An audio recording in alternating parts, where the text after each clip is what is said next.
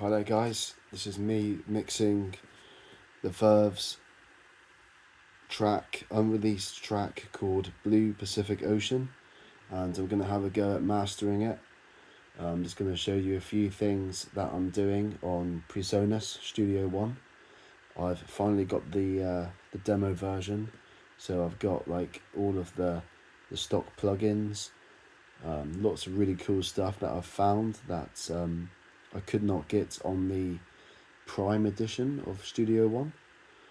So I'm really pleasantly surprised by lots of the stuff, binaural pan. So if you listen, this is the track. This was the track with the width in the middle. Binaural pan. If I open this up, as you'll hear in a minute, it will sound much wider, and I think it's much better for this kind of psychedelic wash of sound. To actually widen the mix up is really important, so you can tell the difference. I'll start with it in standard with the width how it is, and I'll gradually open it up and see what you think.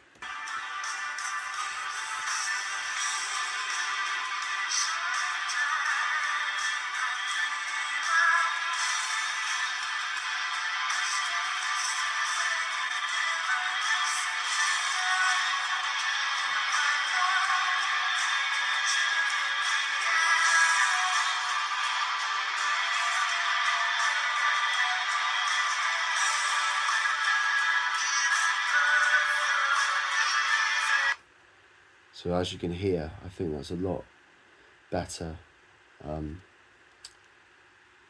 Just a lot better. You can hear all the different frequency ranges in both left and right ears, and I wouldn't touch that at all because that completely changes.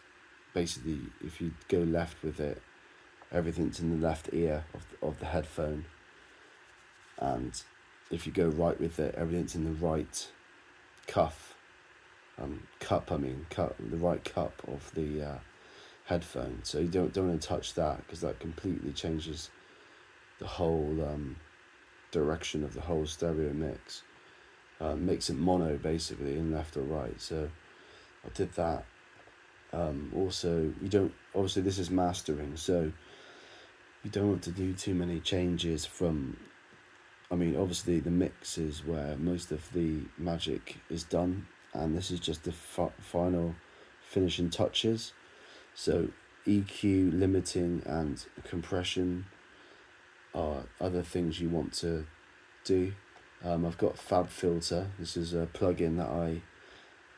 plugin that I downloaded.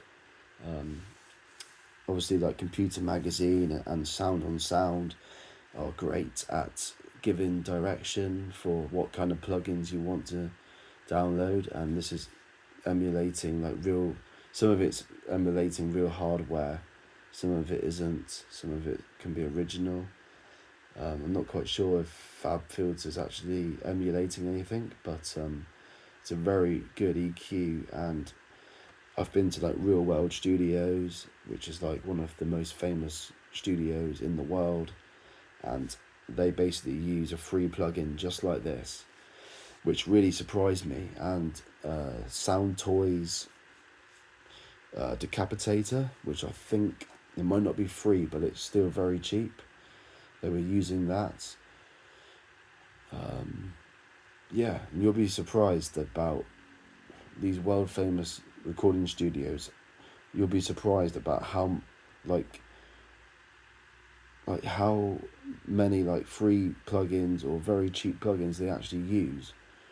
It just shows the sign of the times, really.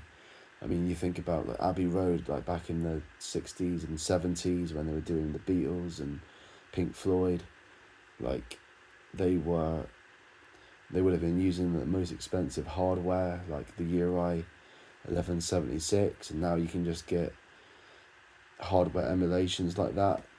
Warm Audio do 1176 replication, which is a cheaper way of getting a hardware product that's cheaper. But obviously plugins is even cheaper way of doing it. And impulse responses as well. You can get all of that for like Abbey Road and Rack Studios, Air Studios. I'm not sure if there's one for Real World or the Sawmills in Cornwall, but there should be. Rockfield as well, that definitely deserves a impulse response. Rockfield in North Wales, another key where Bohemian Rhapsody was produced, recorded, and Oasis, What's the Story, Morning Glory, Stone Roses, Second Coming, like all of that was at Rockfield. I think Primal Scream as well. So yeah, what I've done with the filter, the EQ, I've raised the bass because as you can hear,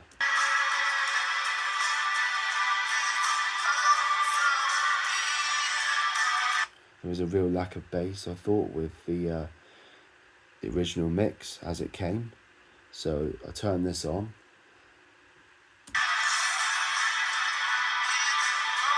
You can see how the bass is being catered for now.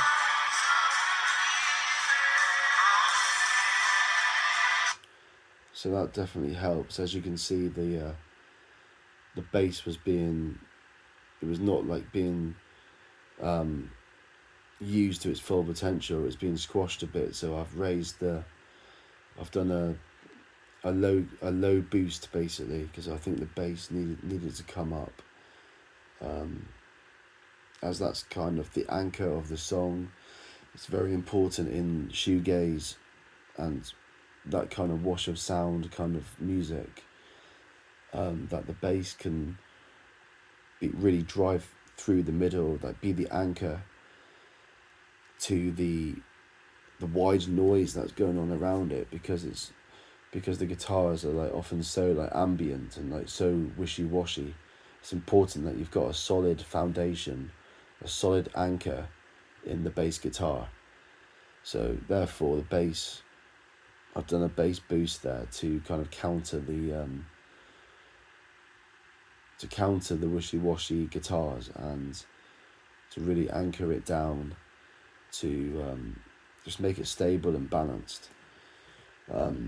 So as for compression, I was going to add some, but seemed to be ruining it a bit.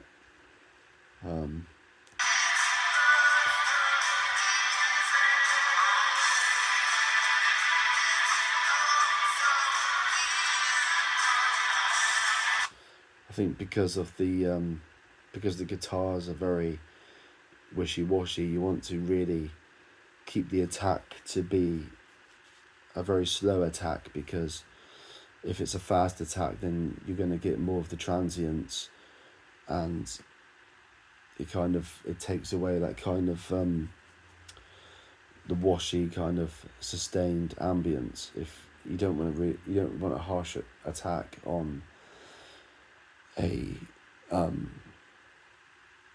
because it's meant to be a smooth kind of sustained sound, what the reverb and delay is producing.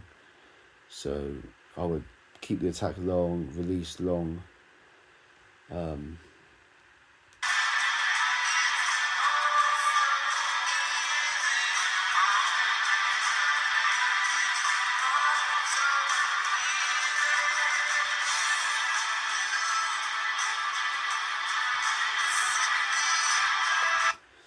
mean, as you can see, there's not really much, it's not making much of an impact really, even if I use extreme settings. And that's probably because it's probably already been compressed enough on the original bounce out by the people who did this before. Like I said, I'm just doing the final touches to try and make it as good as I can make it, but obviously if the compressor doesn't make effect, then people have already kind of utilised that to its full potential. So what else could I do? You know, I definitely wouldn't add any like modulation kind of stuff, because then that would make it all very fake, and it won't be true to the actual recording or mix. So you want to avoid using like anything like flanger, chorus, phaser, because that would just it would create something that really wasn't in the artist's vision. And as a studio engineer, masterer, as a person from outside the band who doesn't get involved in the artistic side, you've got to make sure that you don't infringe on the artist's vision for the song. So I wouldn't use anything drastic, like any like quick rate or very deep modulation. You can use like the most subtle type possibly, but you don't want to infringe on the artist's ambition or vision. So you want to keep away from modulation effects. Same with delay and reverb as well, really. I mean, if it's already a shoegazy kind of track, you don't want to add even more reverb to it, because then it would just be out of control. Like post fader reverb is not something that you want really, because when you turn the faders up, then it's going to be adding even more unwanted stuff.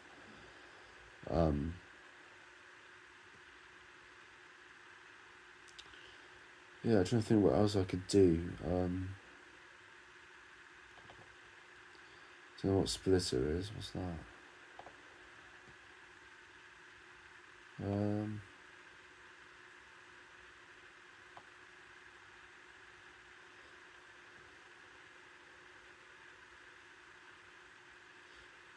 What might be worth? I mean, it's good putting a probably a level meter is probably a good idea, just to keep a track on.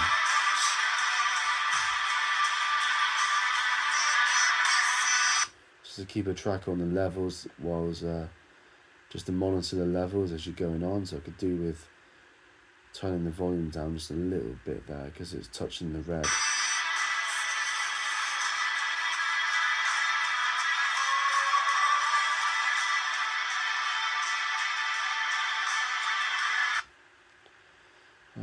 Could have a go at the I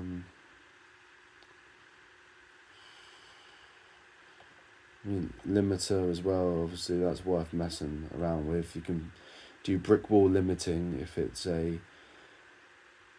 the guitars are so dense. Then you can obviously limit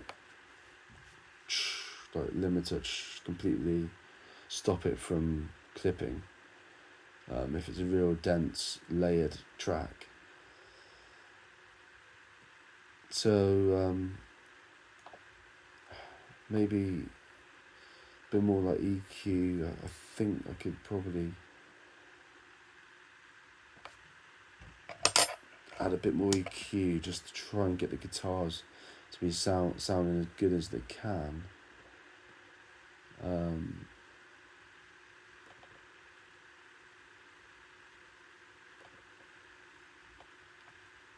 I think it's Pro EQ I'm looking for. Pro EQ is there. Just going to put the headphones on here because I'm making a bit too much noise, because I've got neighbours and this isn't a proper acoustically treated room with soundproof, so I want to try and keep it down a little bit. But you should be able to hear a bit of the track through these because they're half open back, so you should be able to hear some of it.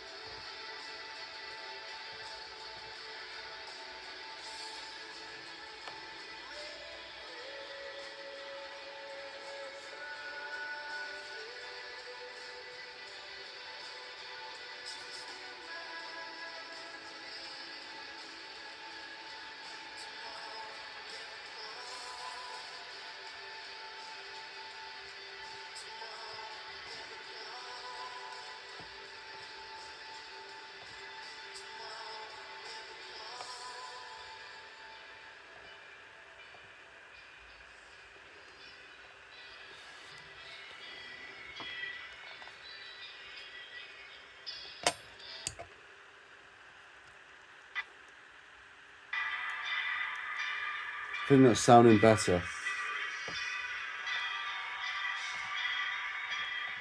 Just getting the guitar sound a bit brighter.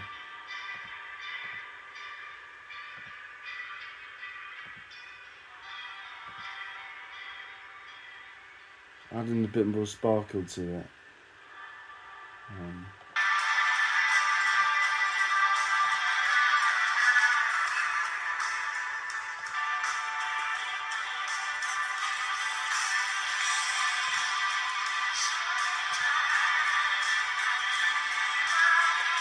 Yeah, I think that's much better.